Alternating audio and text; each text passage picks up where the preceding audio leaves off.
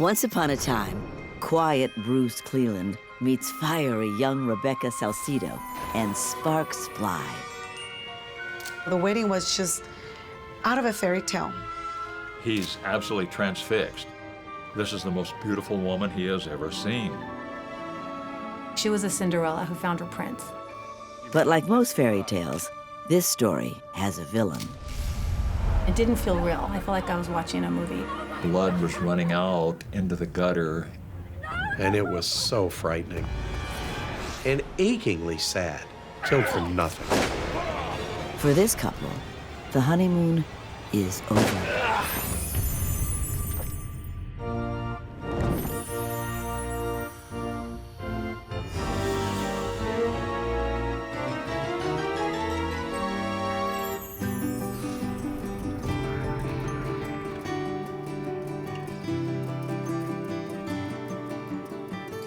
Bruce Cleland has waited his whole life for this very moment. 42 years, in fact. But now, he's finally met the girl for him. And she's helped him to come out of his shell. Rebecca Salcido is 28, gorgeous and vibrant. She's a single mom who has struggled. And today, she's delighted to be settling down to start a new life with Bruce in San Marino, California.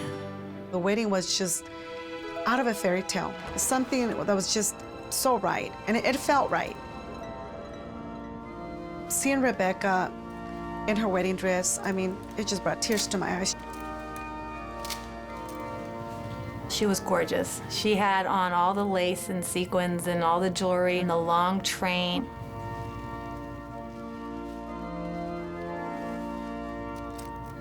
I get pictures of the bride right before she walks down the aisle, and then I try to focus in on the groom when he first sees her, and his face just lit up. You could just see how happy he was. He was glowing. With this ring, Today, dreams will come true. This is like a Cinderella story for Rebecca. This was her Prince Charming. Bruce swooped down into her life, gave her everything she'd ever dreamed of. Her life changed overnight. With this ring, I thee wed. I be wed. So now it's with great pleasure that I pronounce you man and wife. You may kiss the bride. But even before the couple's honeymoon phase is over, gunshots echo through a quiet neighborhood in East Los Angeles, and tragedy strikes. When police arrived, they saw a chaotic situation. An SUV sat near a boulevard stop sign with the lights on, the motor running, and 2 doors open. A body was lying on the apron of a driveway, and blood was running out into the gutter. A woman is sprawled on the pavement. It's Rebecca, in shock, but alive. Oh my God, that's my husband! He got shot! Oh my God! He got shot! Oh my God! Nearby, blood pours from her husband Bruce's body. No one saw this coming, especially to such a shy, quiet man like Bruce. Bruce Cleland was born into an upper-middle-class family in South Pasadena, California. Bruce was really smart. He had a perfect math score on the SAT, a perfect score on the College Board achievement tests in physics and chemistry. But he's not just smart. Hello, gentlemen. How are you? Oh, good evening. What can I get you? He's a man with character. The thing about Bruce as a friend was that he was loyal, he was honest, and he was completely reliable. He had your back and you knew it. The one concept that remains elusive to this math genius, the law of attraction. Bruce's interaction with women was, as far as I saw, basically non-existent. He was very shy. No, I'm not good at that. I'm certain he never had so much as a date, let alone as a girlfriend.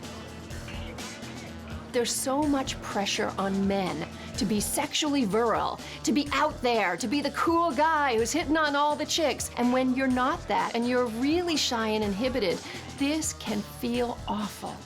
Here you are. Sorry night. Let's get something to eat. All through his 20s and then his 30s, he waits for that special someone to come along. But she never does. He just could not open up and ask a girl for a date. By the time Bruce reached the age of 42, he was still a virgin. Adult virginity is more common than you might think. But what happens is, as the years creep by, they become more inhibited because they become more embarrassed about their virginity. And this can be debilitating. Not far from pristine South Pasadena, where Bruce was raised, but a world away, Rebecca grows up in a rough part of East Los Angeles. She and her 3 sisters don't have it easy. Rebecca grew up in chaotic circumstances. It was just a dysfunctional family in every possible way. Rebecca's father had left, just deserted the whole family. Her mother was distant, somewhat abusive. What are you doing? You don't pay any attention. What's your problem? You are so worthless. Rebecca's mom would always be bossing them around. All 3 of them. You know, it's good to have chores, but I mean, they were more like maids. The minute that she was mad, she was like, you know, kicking him out of the house and how much money you're gonna give me, and it was always about money. Rebecca was determined to grow and burst outside of her traumatic box, and she did that. That's what we need to do. Oh my God, Rebecca. What was amazing about Rebecca is she had this ability to overcome the adversity and actually be happy. She just had a way with people. She would make you feel so comfortable, and she always made you feel like you were her friend. The girls admire her, and the boys, well, they just want her. Hello, hello. She could attract men, and when they'd go out, she was the center of attention. She loved that, and she learned to thrive on that. She can take her pick, so she's picky. She was always attracted to men that were older. She said that they understood her. When any child is missing a parent, there's this feeling of loss that accompanies them through their life. So for her, I'm sure there was a piece of her that wanted to have some kind of father figure. In 1995, she takes a job selling spices at a farmer's market. It's perfect for the social butterfly.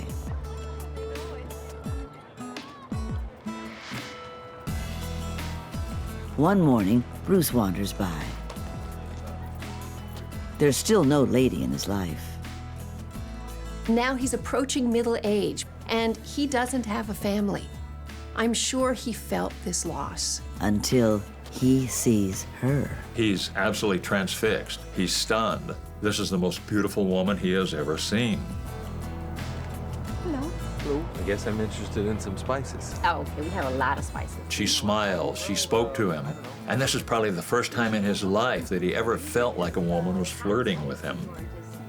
If you ever heard of love at first sight, literally it happened to Bruce at that moment.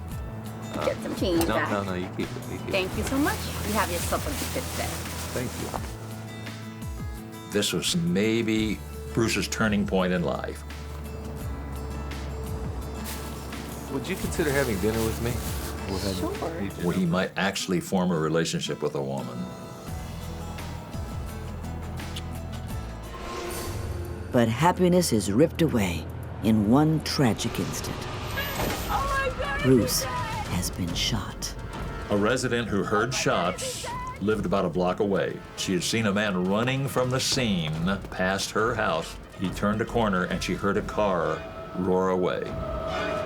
The man with the gun simply vanished. The newlywed bride is left devastated and dazed.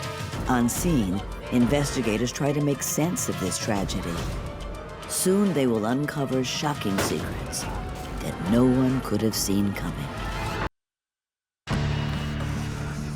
Just months after their wedding, Bruce and Rebecca Cleland are the victims of a grisly crime. She's injured. And when the police arrive, he is pronounced dead. Oh my God. Just as he had a new lease on life. That was the happiest time of his life.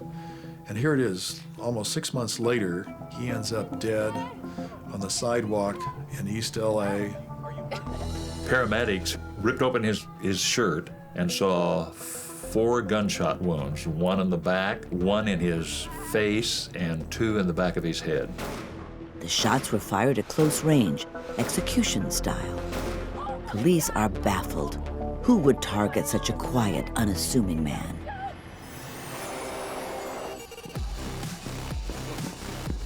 As Bruce starts dating Rebecca, decades of solitude melt away. He finally found the one thing he'd always been looking for, which was a woman who was open, friendly, sexy, and willing to send him very clear signals that it was okay to come forward. Finally, a woman who he could understand. He is just thrilled to death. He's still shy, he's still introverted, but he's starting to break through this shell a little bit with Rebecca. And he's so happy that, my goodness, this is really happening to me. Rebecca is just as thrilled. He was a good-looking gentleman, and he had a very good job. He was a good catch. I was really happy for her. She just thought he was amazing. I mean, and just such a nice guy, so down to earth and just so attentive towards her. He was like the kind of guy that Rebecca was always looking for. Rebecca has been hoping for security, not just for herself, but for her young son. His father abandoned them 4 years earlier. Hi. Oh, Salvador. How are you? Rebecca was a single mother. Having a dependable, stable, grown-up man in the house could only be a gift to her. Would you like a present? Yeah. I have something for you. Look, you like trucks? Yeah. What do you say, Salvador? Thank you. These opposites have a magnetic connection. There was something they wanted from each other. Bruce wanted the attention, the affection from Rebecca, and he got it. And what did she need? She needed dependability, stability, an older, calm man in her life. This was a perfect match made in heaven. They were always hugging each other, kissing each other. She always catered to him. Are you okay, honey? You need anything? Can I get you anything? I mean, they seemed like the perfect couple. What is it? I'm not telling you. Just tell me what it is. You'll have to wait and see. It's a surprise. The once conservative bachelor loosens up. He'd been very frugal his whole life, but suddenly he became very generous. He bought furniture for her, jewelry, and clothing. His generosity seemed to be endless.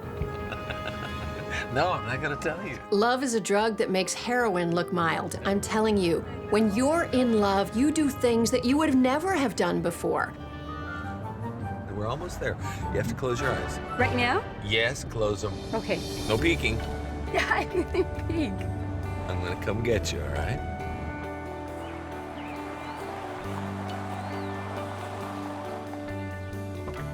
He wanted to keep that feeling of love. He wanted to keep her happy. He wanted to keep her near. He would do anything, spend anything if that's what she wanted. No peeking. Even before they get engaged, he gives her what she's always wanted. A home. They found a wonderful hilltop, upscale house. Oh my God! Ta-da!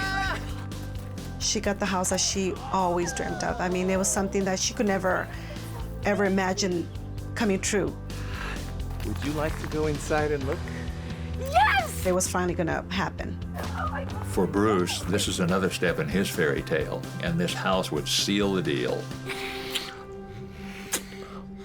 But there is one small, old-fashioned caveat.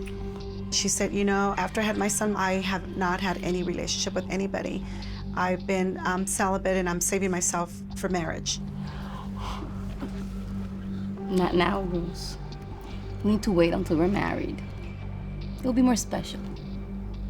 In general, the longer a woman waits before having sex with a guy that she's hoping to have a long-term relationship with, the better the relationship outcome is. This poor man was frustrated terribly by this situation. 43 years now, he's been without a woman. It must be driving him crazy, but he loved this woman so much and respected her virtuous attitude, so he went along with her instructions.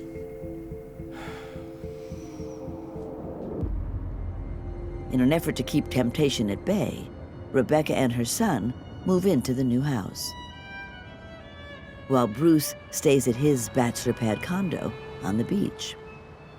Intimacy is on hold, but the love is flowing. Okay, you got You're gonna like this, come on. Okay, I'm just scared a little. Okay, take it off. It's so beautiful.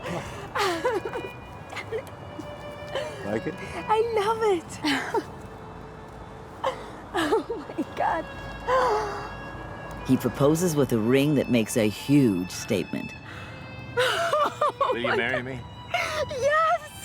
It's perfect for Rebecca. In fact, she picked it out herself. She wanted like this big diamond, and it had to be like just shiny and bright. Historically, one of the easy ways that women were able to decide if a man was going to be a good long-term partner was how much he sacrificed. So here was Bruce sacrificing all kinds of money and stuff for her, and that was an indicator to her that, whew, this is a real guy. He's serious. Come on. That's my husband. Oh my God. But now that serious ring and her new husband are both gone. I didn't see anything. She's dazed, confused, and she realizes that her ring is missing. It's been stolen. Yet nothing else seems to have been taken. So the police didn't know what it was that they had. Was it a gang shooting? Was it a narcotic deal that went bad? They didn't know. That's my husband. With theories swirling, police need to make sense of it all. And what they'll learn is that that missing ring holds more clues than anyone could imagine. Bruce Cleland is killed in cold blood, leaving his new bride a widow. A tragic end to what began as a beautiful, romantic evening.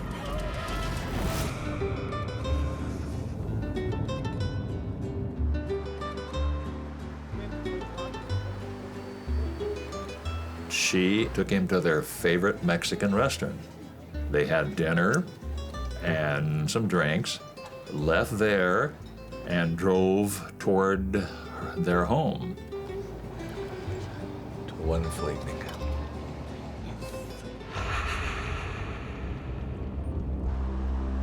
She tells police Bruce had had a few more drinks, so she drove.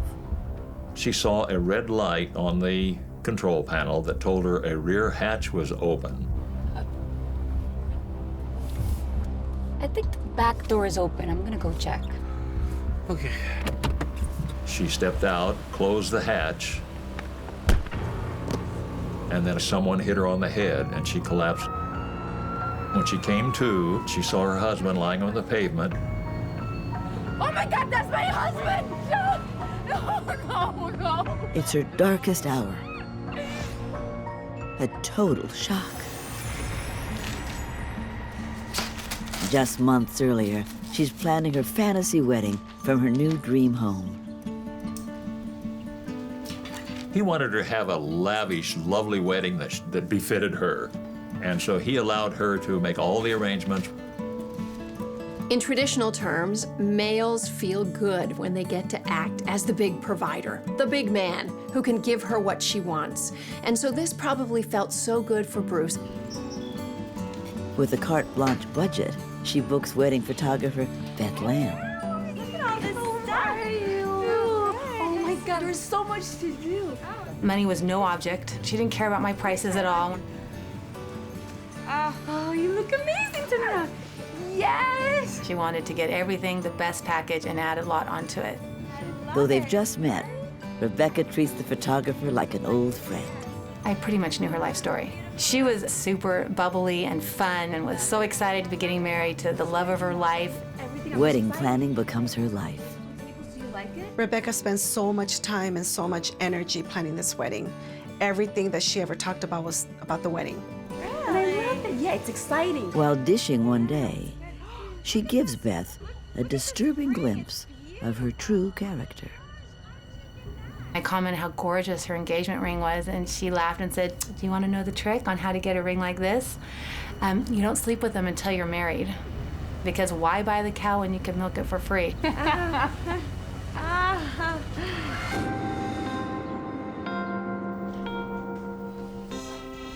Here she had a 42-year-old virgin. She was a very sexy woman with a lot of sexual experience, so she dangled it like the perfect little carrot.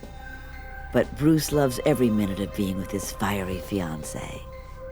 Everything Rebecca did was over the top. I mean, the way she dressed, her hair, the way she walked, the way she talked, everything had to be over the top. And Bruce bankrolls it all.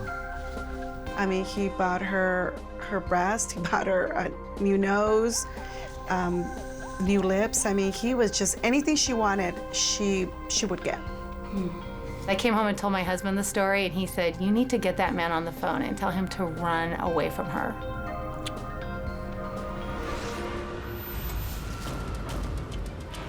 Ironically, the final moments of Bruce's life are spent running. Not from Rebecca, but from a man with a gun. No, I gotta go see.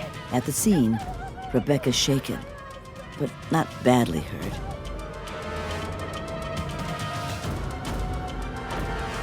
She's taken home to start making the worst kind of phone calls. Bruce was murdered. Yeah, we were attacked on the side of the road. And Rebecca was hysterically crying. It was shocking. It floored me, and it didn't feel real. I felt like I was watching a movie. I was at work and I received a phone call. She says, "Bruce is dead. He was killed, he was murdered." And they took my ring. I don't know what happened.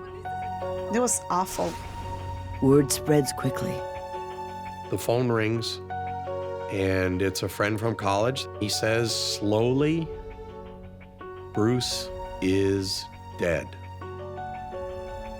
And I just felt like I was gonna fall over. How do you hear that your best friend, out of the blue, he's gunned down on a street in East LA, left to die in horror? It was so frightening and achingly sad. Why is he dead? No reason. Nothing. Killed for nothing. The hardest hit? Bruce's parents. Bruce had a sister who died the year before of cancer, and his parents only had 2 children. It was devastating just seeing Bruce's parents. Just the pain, the sorrow, just how they deteriorated after Bruce died. I mean, it was just so sad. No, no, no, no. No, no. Shock ripples through the small circle of family and friends. Who did this to the couple, and why? That mystery is about to be blown wide open.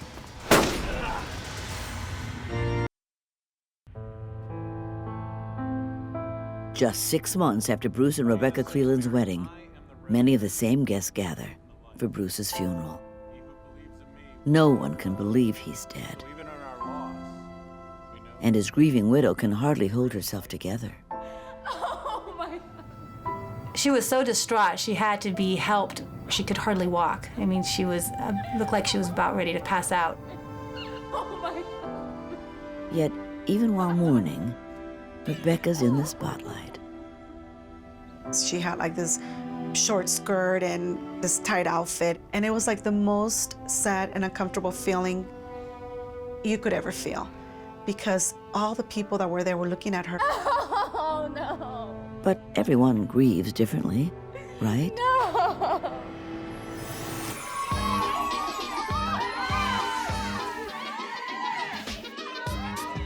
Just months earlier, as the big day nears, Rebecca decides to unleash her inner party girl one last time. With an over-the-top bachelorette party. and said, you gotta come, it's gonna be so much fun. We're gonna have strippers and margaritas. And I remember thinking, lady, I'm the PTA president, this Mormon mom with 3 kids. You don't even know me. But I just politely declined. She invited a whole bunch of people. It was just like a big party. It was fun. I mean, everybody was drinking, having a good time. They had this great show, and I mean, after that, like, all the strippers hooked up with all the girls there. It's wild and crazy. The kind of party you don't tell your mom about. There seems to be a spark between Rebecca and one of the strippers. But it's just fun flirting, harmless, isn't it? With the wedding just 1 week away, she wouldn't do anything stupid and jeopardize the good thing she has with Bruce.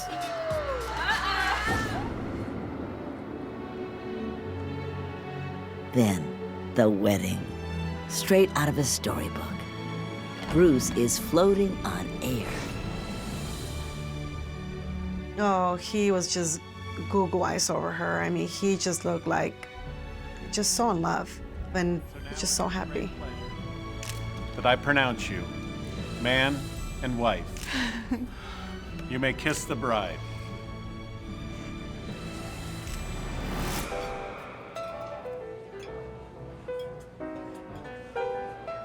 The celebration continues at the reception, an even flashier event at an upscale country club. We walked in and it was like this, like, you could tell this wedding was like they spent so much money on this wedding. It was just so beautiful. I mean, the place settings, the flower arrangements, the food, everything was just amazing. But there are cracks in the picture-perfect facade.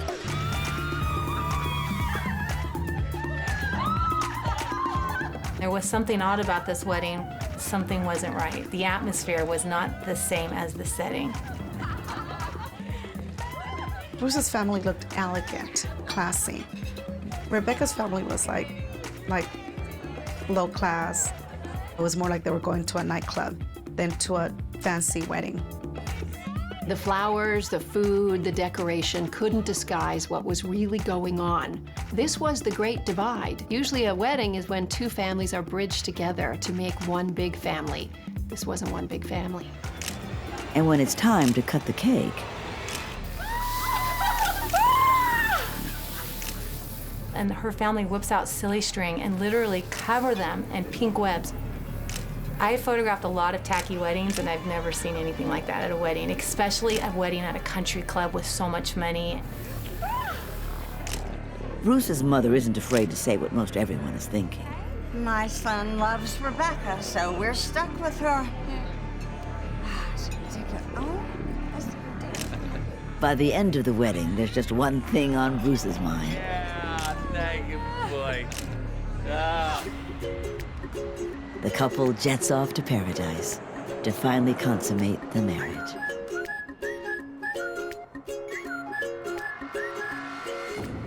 Sadly, things do not go as planned.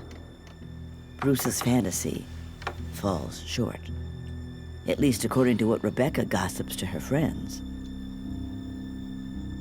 When she told me that Bruce couldn't perform, that he didn't know what he was doing, she says, how am I gonna be with this guy when he can't even perform sexually? What am I gonna do? No, I did not believe her. I just thought, oh my gosh, poor Bruce. If she's telling the wedding photographer this, what is she telling everybody? And I just felt so bad for Bruce. It gets worse.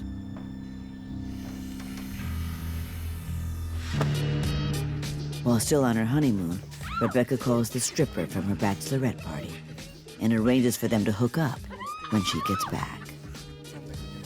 She's beginning to reveal her true colors, and they aren't pretty. And police are beginning to think there's more to her story than she's let on. Detective, can I talk to you about a couple that was in here last night? Of course. Did you notice anything unusual?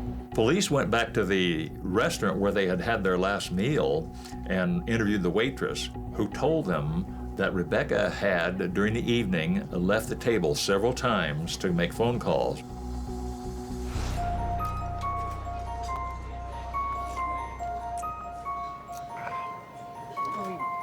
said, I remembered Rebecca going back, making these phone calls behind the gentleman's back. And she thought it was kind of unusual. I already gave you all the details. I'm already here. When police checked out the cell phone records, they discovered that Rebecca had made at least 11 phone calls to someone. It's strange, but it's no crime. Still, police order a detailed trace. Then the cops talk to their street contacts and hear about a man in the area who bought a black market gun just before the murder.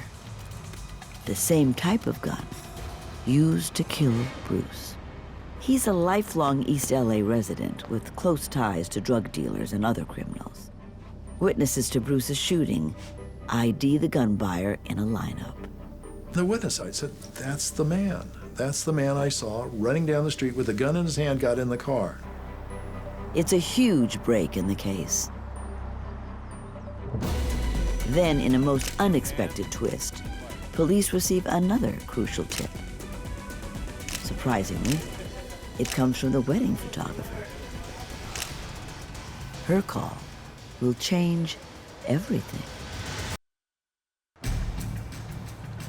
Police believe they've ID'd the shooter in the murder of Bruce Cleland. But they still don't know why he pulled the trigger, until wedding photographer Beth Lamb calls with a shocking observation. It paints a whole new picture of the grieving widow, Rebecca.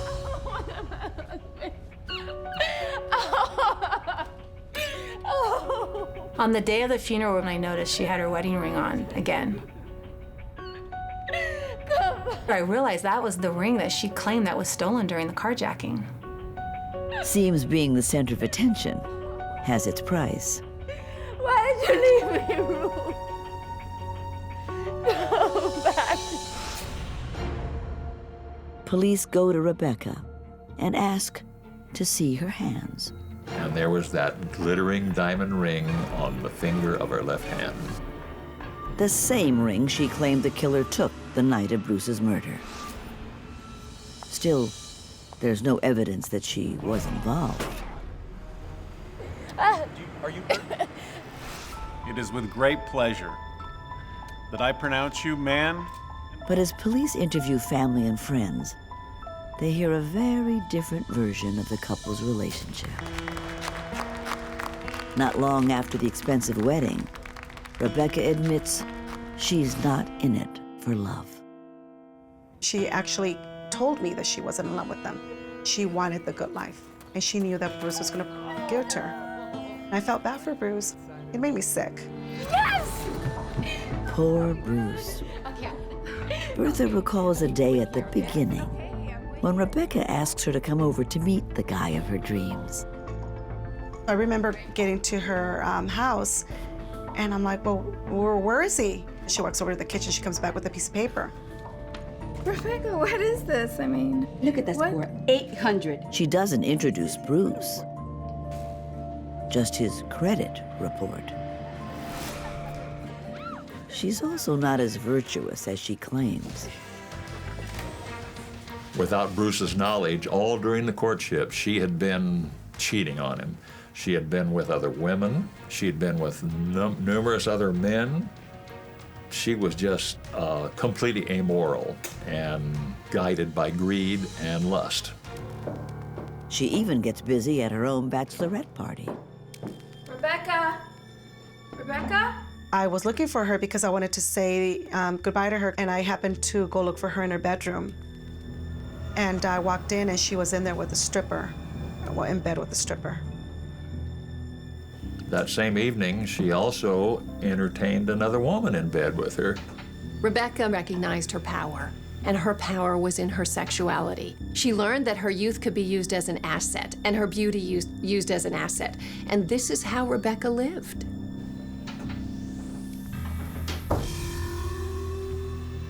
She might be greedy and a cheater, but a killer? As more people cooperate and tell their stories, police finally piece together her complex plot to get rich.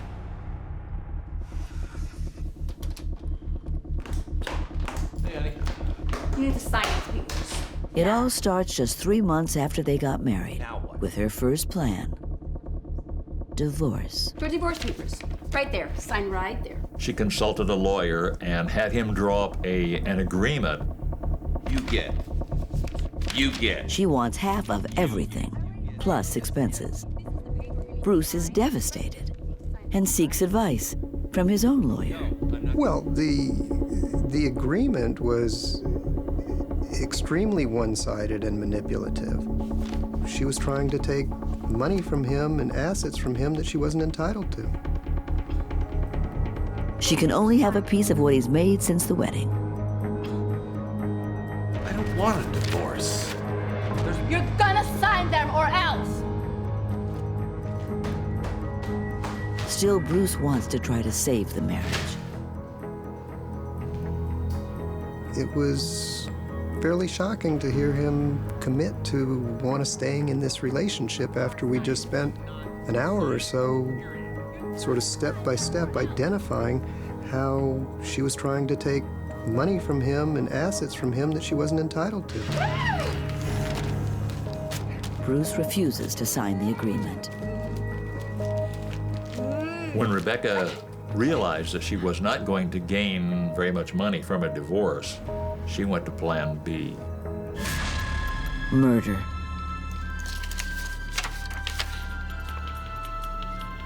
She started forging Bruce's name to life insurance policies. And she set herself up as being the beneficiary of the life insurance policy. She would be able to collect over $1 million if he were killed.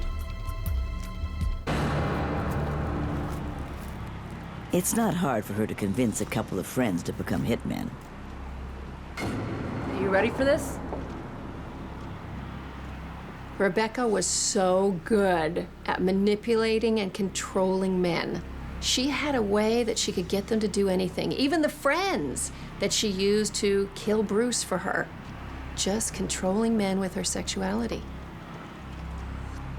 With Bruce still in the palm of her hand,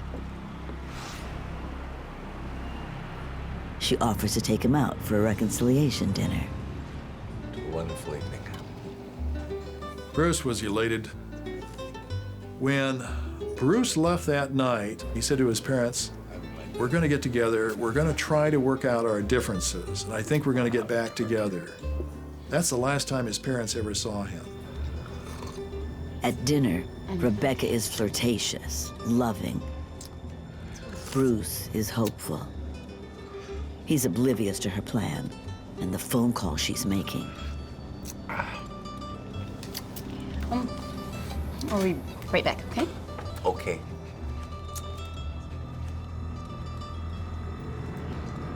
Do I need to tell you again? I already told you everything. Are you gonna get nervous on me now? Are you ready for this or not? She's making these phone calls to the hitmen that she had employed to kill Bruce.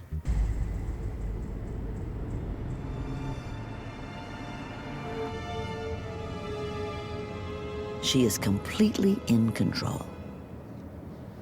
They're driving home, and they come down to an isolated area, and Rebecca indicates that she has to get out of the car to check the tailgate. So he doesn't think anything about it at the time. He's sitting in the passenger seat, and the next thing he knew, he's shot. He ran for his life, and he's shot in the back. A person comes up behind him and shoots him in the head. She's okay losing a husband, but she does not want to lose that ring. Now she just has to wait for the cops and give them an Oscar-worthy performance. This whole story really revealed Rebecca's evil side.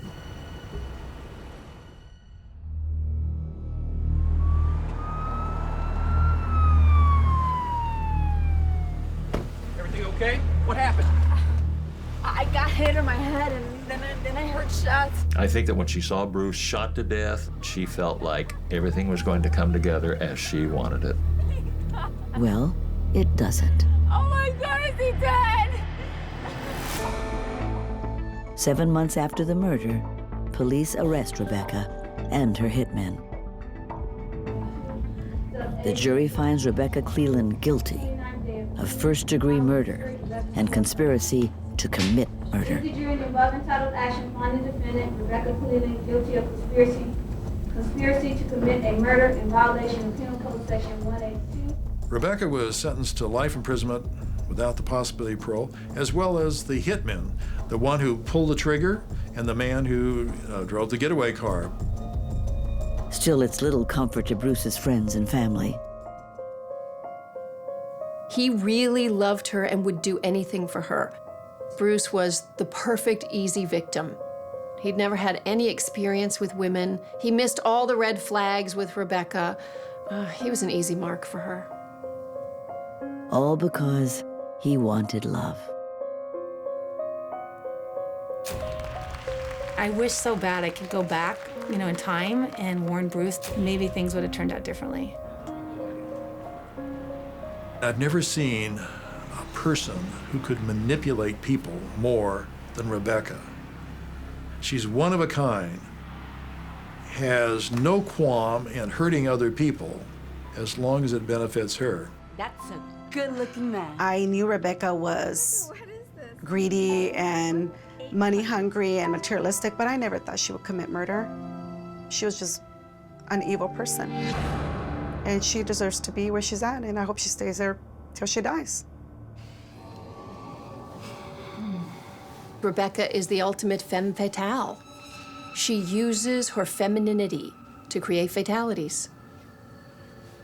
She uses her sexuality to create crimes upon men.